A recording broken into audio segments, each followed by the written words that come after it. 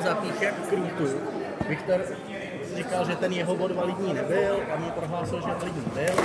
Zeptali se jeho, ten řekl, že bodnul, tak mu to dal.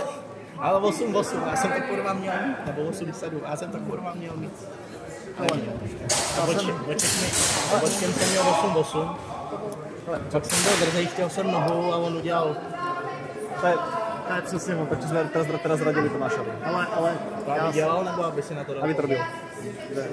Já jsem si úplně ukázkově posral duel z top 2 ve skupině. Já jsem to už ten Švec, nebo jak se jmenuje. Jo, okay. A ten je od toho? Jo, Roka. To je ten taky vysoký? Ne, menší. Jaký? Asi. Šedý. Jo. Poznal jsem si ho úplně ukázkově na 9-6. Ale tam vrací ještě.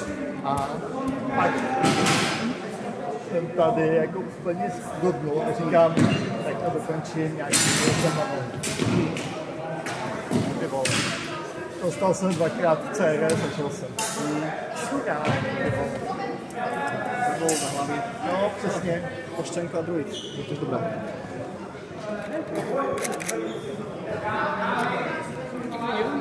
Co? V pohodě.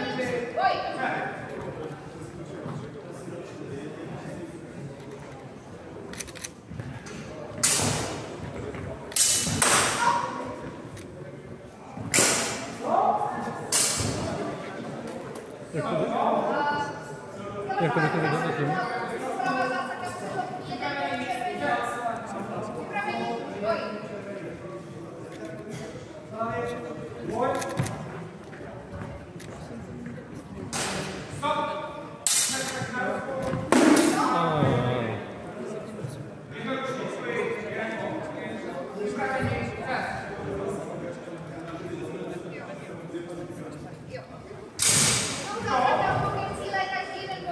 Tak jako funguje na zatím, ale...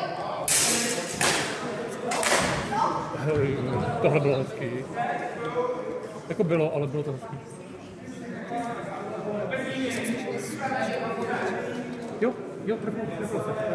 Já spíš ocením to, že ten borec jako spadl.